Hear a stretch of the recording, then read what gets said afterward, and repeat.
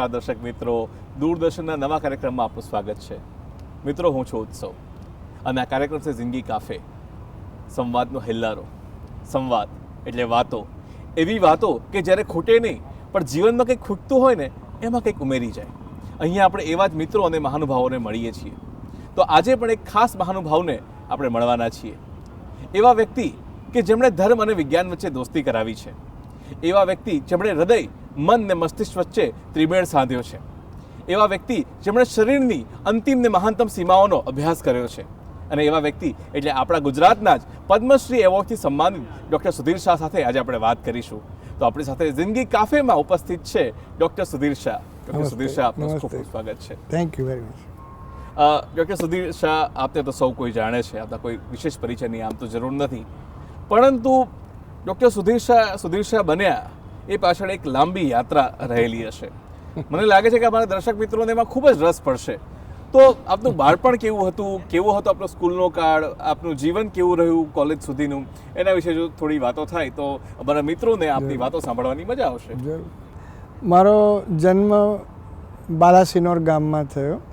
મારું બચપણ ભરૂચમાં ગયું અને મારા 1 થી 8 ધોરણનો અભ્યાસ ભરૂચમાં થયો. મારા ફાધર ડૉક્ટર વાડીભાઈ જે શાહ સાઉથ ગુજરાતના બહુ નામાંકિત ડૉક્ટર હતા, ખૂબ સેવાભાવી હતા અને 8 ધોરણ સુધી મેં ત્યાં યુનિયન હાઈસ્કૂલમાં અભ્યાસ કર્યો. પછી 9, 10, 11 હું મારા દાદાજી શ્રી શાંતિભાઈ સાઠંબાકર પાસે આવી ગયો અને અહીંયાનો અભ્યાસ મેં જાણીતી એવી શારદા મંદિર હાઈસ્કૂલ, શારદા મંદિર વિનય મંદિરમાં કર્યો.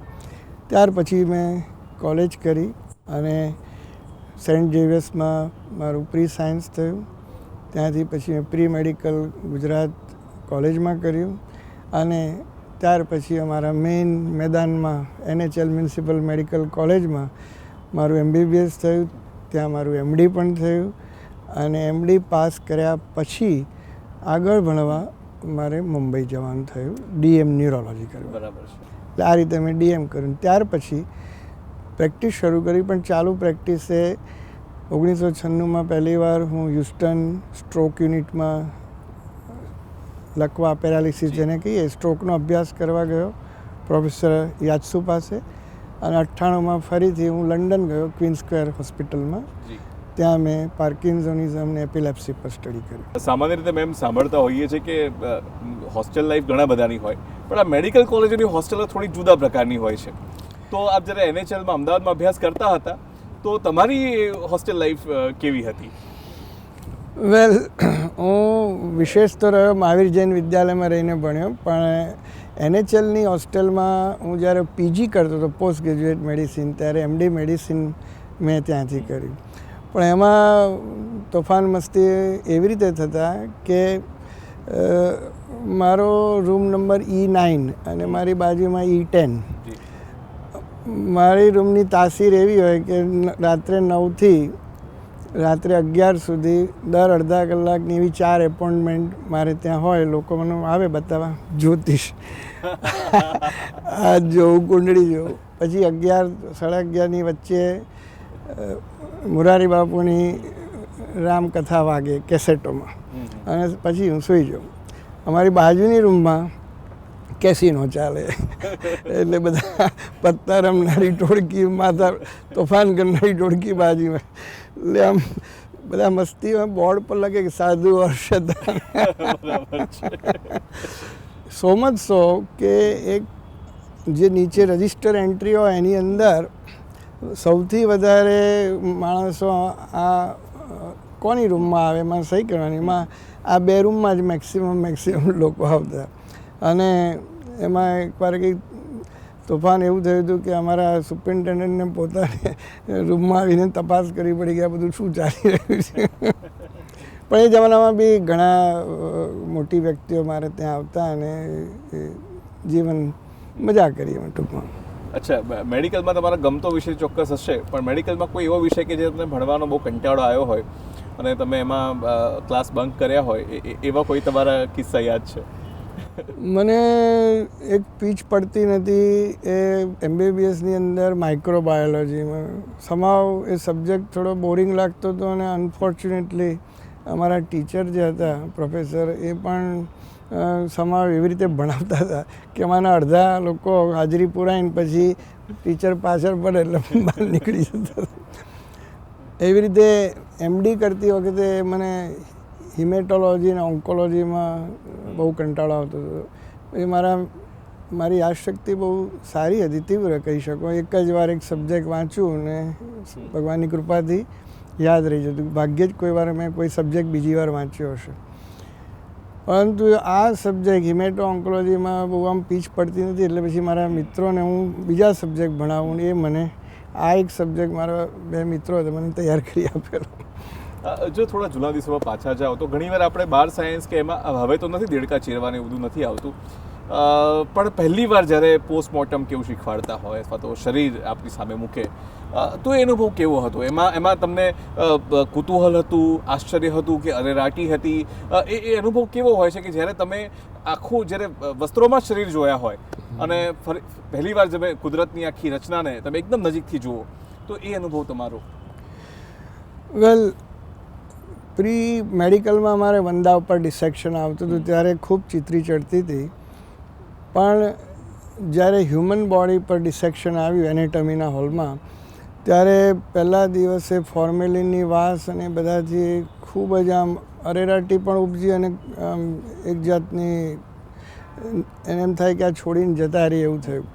પરંતુ અમારો જે મિત્રોની બેચ હતી 8-8ની બેચ હોય, એમાં અમારી જે બેચ હતી એટલી ઇન્ટરેસ્ટિંગ શાહ બેચ તરીકે ફેમસ હતી કે અમને ડિસેક્શન કરતાં સાથે ગપ્પા કરતાં એટલું સરસ મજા આવી કે within a couple of days અમે બિલકુલ સરસ રીતે કર્યા. અમારામાંના 2 જ જણને ડિસેક્શનમાં રસ પડતો હતો, એટલે એક આર્ટરી, એક નર્વ, એક મસલ, એક ટેન્ડન છૂટો પાડીને જોઈને બુકમાં સરખાવતા અને જ્યાં જરૂર પડે ત્યાં અમારા સાહેબો જે હતા એ બધા આવીને અમને ડિસેક્શનમાં મદદ કરતા, પણ બહુ જ મજાથી પછી કરવી. અને તો પછી ન્યુરોલોજી તરફ કેવી રીતના વળ્યા? એક was a accident or your choice? Well, last સવાલનો જો સાચો જવાબ આપું તો એ છે કે નાનપણથી મારામાં કોઈક કારણથી ઇન્ટ્યુટિવ ફેકલ્ટી હતી કે મને એક જાતની અંતસ્ફૂર્ણા થતી હતી જેને કહી શકો તમે. એટલે 15 વર્ષની ઉંમરે જ્યારે હું ફક્ત હજી તો માંડ SSC પાસ કર્યું હતું અને મને એકદમ જ એવી કલ્પના થઈ કે મારે ન્યુરોલોજીસ્ટ થવું છે અથવા હું ન્યુરોલોજીસ્ટ થઈશ. દેશ વિદેશમાં ખૂબ પ્રવાસો કરીશ, ન્યુરોલોજી પર હું પુસ્તકો લખીશ, એના ઉપર હું બ્રેનની એવી રિસર્ચ કરીશ કે જે સાયન્સ, ફિલોસોફી અને ધર્મ, અધ્યાત્મ બધાનું કંઈક કોરિલેશનવાળું કંઈક કરીશ, એવું મને સ્પાર્ક થયો. અને આઈ ટેલ યુ, આ વિચાર પછી દ્રઢ થતો જ ગયો.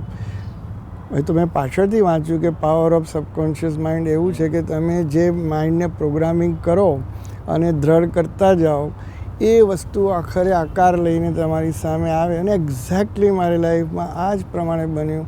પરદેશ ભણવા બી ગયો, દેશ વિદેશમાં ફર્યો, બુક્સ લખવાની થઈ અને આપ જાણો છો કે નામના પણ પ્રમાણમાં શીખ મળી અને રિસર્ચ પણ ઘણી કરવાની મળી. એ 15 વર્ષની ઉંમરે આ મને ઇન્ટ્યુશન થઈ હતી અને એ જ દિશામાં મેં કામ કર્યું પછી. અને મેડિકલમાં એડમિશન આવ્યું ત્યારે પણ મારો ગોલ ક્લિયર જ હતો કે હું ન્યુરોલોજીસ્ટ જ થઈશ.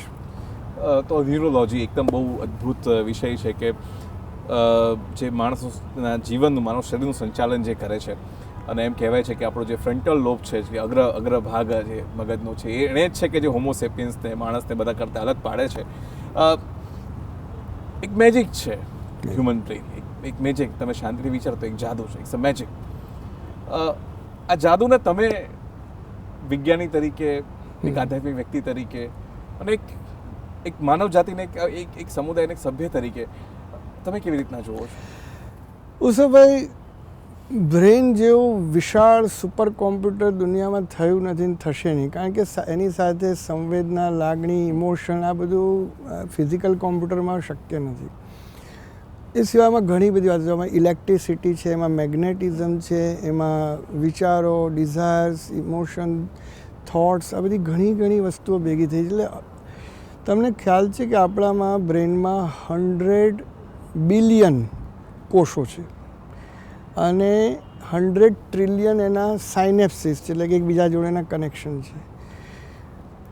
શરીરમાં આવા 50 ટ્રિલિયન કોષો છે અને દરેક કોષમાં 1.4 મિલીવોલ્ટનો કરંટ ઉત્પન્ન થાય છે.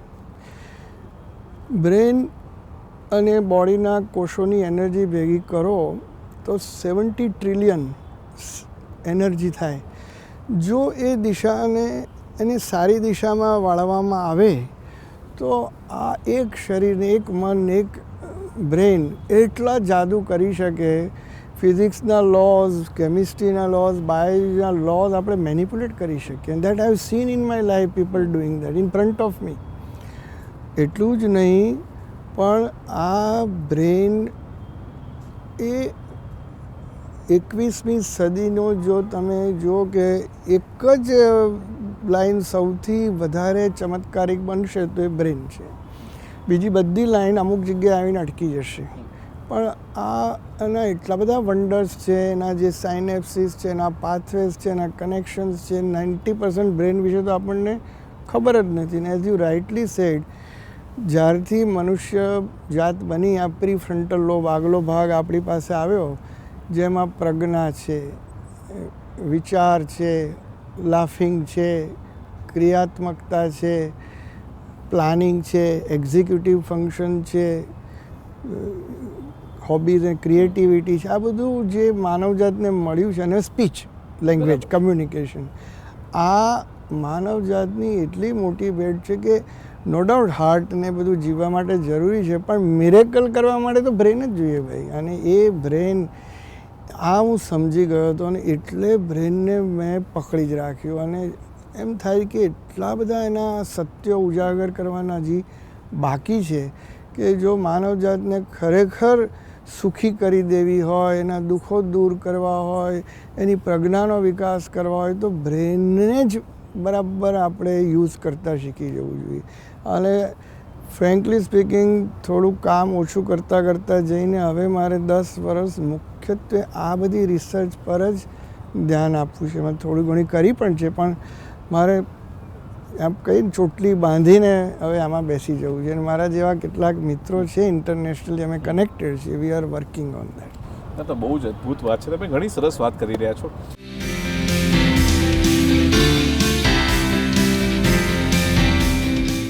ધ્યાન તરફ જવું જોઈએ, મેડિટેશન તરફ જવું જોઈએ, અને મગજમાં તો ઘણી બધી વેવ્સ પણ નીકળતી હોય છે જે આપણે માપતા હોઈએ છીએ. તો શું છે આ બધી વેવ્સ? અને આપણને જ્યારે ખબર પડી ગઈ છે કે આપણું ભાઈ ભૂંગળું સિગ્નલ વાગી ગયું છે, સાયરન વાગી ગઈ છે, તો હવે મગજમાં બધું ઠીકઠાક કેમનું કરવું? કેમ કે આ કોરોના પછી સર ઘણા બધાના મગજમાં પ્રશ્નો છે કે આટલા બધા વિચારો આવે છે કે તકલીફો છે, તો કેવી રીતના વિજ્ઞાન મદદ કરી શકે આ સમસ્યાને સુલઝાવવામાં? આ પણ એક બહુ મહત્ત્વની વાત તમે કરી છે. રમતા રમતા પૂછેલો પ્રશ્ન. આ એકચ્યુઅલી 2 કલાક ચાલે એવું ડિસ્કશન છે. કોરોનાએ જે ગેમ ચેન્જર છે બેઝિકલી. નેચરે એક રસ્તો બતાવ્યો કે ભાઈ માનવજાત, તું હવે સુધરી જા, પ્રકૃતિને નિયમોનું પાલન કર, તારી જાત પ્રત્યે જો થોડું અંદર તપાસ કર. નાનું શું તું એક કામ કર, તારી જ અંદર તું તારી તપાસ કર.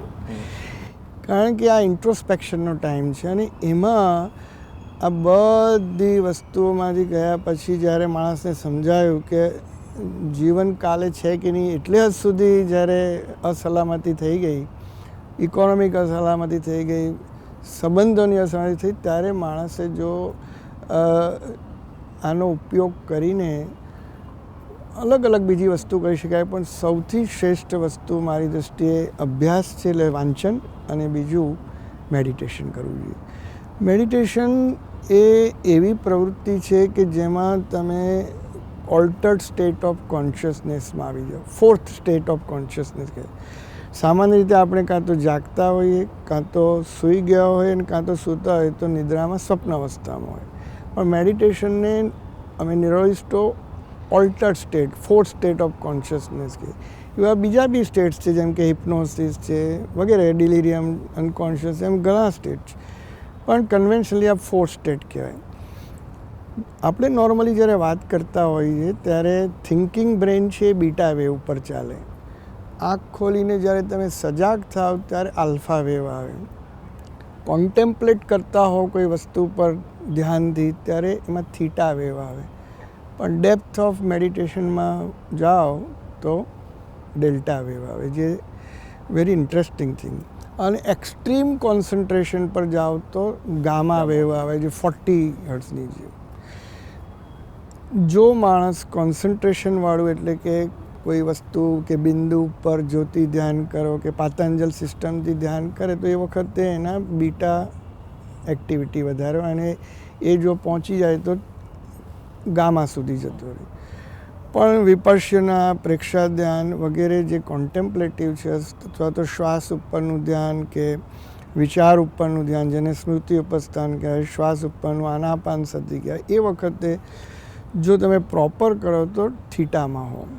અને જો નોર્મલ માણસ, જેમ આપણે વાત કરીએ છીએ, એમાં પણ જો માણસ મેડિટેટિવ રીતે વાત કરતો હોય કે આમ આનંદ આહલાદમાં જ હોય, વાત કરતો હોય, ખાતો હોય, પીતો હોય, પણ છતાંય એ રિલેક્સ સ્ટેટમાં હોય, તો એ હાઇટન્ડ આલ્ફા એક્ટિવિટી પર હોય. એટલે ઘણા માણસોને મળીને આપણે મજા આવતી હોય છે કે આજે મજા આવી ગઈ તારી જોડે વાત કરીને. આંખ બંધ કરીને ધ્યાનમાં નથી, પણ એને વાત કરતા એના જે તમે આંખ ખોલો એટલે ધીરે રહીને આલ્ફા ડિસેપિયર થઈ જાય. આંખ બંધ કરીને રિલેક્સ હો ત્યારે આલ્ફા હોય, ને પછી સહેજ ખોલો એટલે થોડી વારમાં ડિસેપિયર થઈ જાય. પણ આ માણસોની હાઇટન્ડ આલ્ફા એક્ટિવિટી આ રીતે હોય કે they are always in meditative state. પણ જે રમણ મહર્ષિની વાત કરો કે રામકૃષ્ણની કે વિવેકાનંદજીની વાત કરો, કેવા મોટા જે એ લોકો થીટા અને ડેલ્ટાના સંયોજનમાં જ રહીને છતાં પણ કોન્શિયસનેસ સાથે વાત કરતા હોય, એ જે કક્ષા છે એ મોટા સંતોની હોય છે. જૂની મૂર્તિઓમાં પણ ઘણી વાર આંખ અર્ધ ખુલ્લી દેખાતી હોય છે, બૌદ્ધ કે જૈન મૂર્તિઓ પણ એ પણ હોય છે, એમાં પણ આ પ્રકારની મને લાગે છે આપણે વાતને જોડી શકીએ. બિલકુલ સાચી વાત છે. અને એ કક્ષાએ બધા તો ન જઈ શકે, પણ મારું આપણે આ પ્રશ્ન પૂછ્યો એટલે કહું કે કોરોનામાં જે બધું ડિસ્ટર્બન્સ થયું છે એમાંથી બહાર નીકળવાના મેડિકલ સાયન્સે ઘણા ઉપાયો શોધ્યા. એક વસ્તુ તો આપણે સમજી ગયા કે મેડિકલ સાયન્સનો લિમિટેશન છે. આ જેટલું બી કર્યું ને કરી રહ્યા છે એમાં બી આપણે જાણીએ છીએ કે દેર ઇઝ અ લિમિટેશન. પણ એ મર્યાદાઓ છતાં આપણે જો ખુશ રહેવું હોય તો there are certain things which medical science has understood, કે ભાઈ તમે સંબંધોની માવજત કરતાં શીખો, તમારી હેલ્થનું ધ્યાન રાખો, યોગ પ્રાણાયામ ધ્યાન કરો, તમે હસતા રહો, હંમેશા કોઈને કોઈ પ્રવૃત્તિમાં રહો. જેમ ઇકિગાઈ તમે વાંચી હોય તો એમાં જાપાનીઝ લોકો લાંબુ જીવે છે કારણ કે ખૂબ પ્રવૃત્તિમાં રહે છે અને સંબંધો જાળવે છે, એકબીજાને હાય હેલો કરતા રહેવાનું, જેટલો બી મળવાનું થાય એ મળીને, અથવા તો ફોન ઉપર વાત કરો, ફોન એ ફ્રેન્ડ. અને એનાથી આગળ તમે જાઓ તો તમે ક્રિયાત્મકતા વધારવા તમે ચિત્રકામ કરો, મ્યુઝિક કરો, સુંદર બુક્સ, 20-25 બુકો એવી છે મારી પાસે, તો આપ જાણો છો ઘણું મોટી લાઇબ્રેરી, પણ 25 બુક એવી છે કે જે જીવન બદલી શકે. અને 25 આપણી આધ્યાત્મિક બુક એવી છે કે આપણું આખું ને આખું એલિવેશન કરી શકે, સાલ્વેશન તરફ લઈ જાય. અને આ કરવું જોઈએ એવું મારું માનવું છે. તો બહુ સરસ વાત આપણે કરી. તમને પૂછવા માંગીશ કે ઘણી બધી વાર એવું થતું હોય છે કે જે વિજ્ઞાનની સરહદ અથવા તો નોન નોલેજની એક સરહદ સમાપ્ત થાય પછી કંઈક બીજું શરૂ થતું હોય. તમારા જીવનમાં પણ એક બે એવા કેસ એવા છે, ઘણા બધા કેસ છે, પણ એક બે બહુ પ્રખ્યાત કેસ છે જેના વિશે વાત કરવી છે કે જેમાં જઈને આપણે પણ ઘણું વિચારવું પડ્યું હતું. તો એવા બે કેસની આપ વાત કરો. તો હું જે વાત કરી રહ્યો છું કે હીરા રતન માણેકનો જે કેસ છે જે આપણે લીધો હતો, એમાં શરૂઆતમાં થોડા એ હતા અને પછી આપ અંદર કર્યું. તો શું છે આખી ઘટના અને શું વાત એમાંથી બહાર નીકળી? હું પોતે ન્યુરોલોજિસ્ટ છું અને આ હીરા રતન માણેક કે માતાજીનો કેસ કે જે પણ આપ કહો છો એ બધા ન્યુટ્રિશન, એન્ડોક્રાઇન અને એ વિષયના કેસીસ આવે, એટલે ઓબ્વિયસલી મારે કોઈ ડાયરેક્ટ કનેક્શન ના હોય. પણ આ શું છે કે કુદરતે નિર્મ્યું હોય તો માણસ કેવી રીતે અંદર એ કુદરત લઈ જાય એનો એક દાખલો, ડેસ્ટિનીની વાત. મારો એક મિત્ર છે ડૉક્ટર પીજી શાહ, એ બહુ ભલો માણસ છે અને મને 99ની સાલમાં મારે ઘેર આવે મળવાનું, મને કહે કે સુધીર, એક ભાઈ છે હીરા રતન માણેક, એમને 401 દિવસના ઉપવાસ કરવા છે, પ્રિસાઇઝલી 411 દિવસના ઉપવાસ કરવા છે અને તું આ બધું અમેરિકા અને ઇંગ્લેન્ડ ને બધું ભણ્યો છે, એટલે રિસર્ચની મેથોડોલોજી તું જાણે છે, તો તું આપણી ટીમની લીડરશિપ લે અને આપણે એના પર રિસર્ચ કરીએ. એટલે નેચરલી આ ભણ્યા પછી વસ્તુ આવે એટલે આઈ લાફ્ડ આઉટ. મેં કહ્યું ભાઈ પીજી તું બીજી કંઈક સારી વાત કર, I think you are not well. પછી થોડા દિવસ પછી ફરી આવ્યો, મને કે સુધીર તું વિચાર કર્યો. 2-3 વાર આવ્યો એટલે પછી મેં ફ્રેન્કલી સ્પીકિંગ એના વાઈફને ફોન કર્યો કે બેન જો એને તબિયત સારી છે ને, આવી બધી કેમ ઉટપટાક વાત. To cut the story short, he persuaded and I had to convince on one point કે જો ભાઈ મને આમાં બરાબર નહીં લાગે તો હું સ્ટડીમાંથી બહાર નીકળી જઈશ એક, અને આ અંબક લાગશે તો વીલ હેવ ટુ ડિસ્ક્લોઝ કે આ બધું બકવાસ છે. ઇફ હી એગ્રીઝ એન્ડ સાયન્સ, એટલે એ જે ઘોષણાપત્ર કે અમારો જે લેટર હોય એમાં લેટર ઓફ કન્સેન્ટ કહેવાય, એમાં બધું લખાઈને સ્ટડી શરૂ કર્યો. અને એ પુલ થ્રુ 411 days અને that was the biggest miracle happening in front of me. અને પછી સડનલી એ પત્યાના બીજા દિવસે પાલિતાણા જવાનું થયું. એ ભાઈ તો 65 મિનિટમાં ડુંગર ચડી ગયા અને અમે લોકો 1.5 કલાક 2 કલાકે પણ અમારું કોઈ ઠેકાણું હતું પહોંચતા એટલી અમને વાર લાગી. એટલે એ વખતે 64 યર્સની આસપાસના હતા. આટલી ઉપવાસ પછી આટલી બધી એનર્જી કોઈ માણસમાં કેવી રીતે આવે, મારા માટે બહુ મોટો પડકાર. એટલે એ નિરોધીનો માણસ એક વિચાર કરતો થઈ ગયો, અને આપણી સામે કોઈ આવી ઘટના બને તો ઉસે ભાઈ આપણે એને ક્યાં સુધી ઇગ્નોર કરી શકીએ. એટલે ઇન્ક્વિઝિટિવ માઇન્ડ જે મારું હતું, હવે એણે પ્રોડક્ટિવ દિશામાં વિચાર્યું કે આ હાઉ ઇટ ઇઝ પોસિબલ. અને સમાવ મારા ભાગે એનો હાઇપોથિસિસ લખવાનું આવ્યું કે ભાઈ તમે લખો હવે. ઇટ વોઝ પબ્લિશ્ડ અને પછીની સ્ટોરી તો તમે જાણો છો કે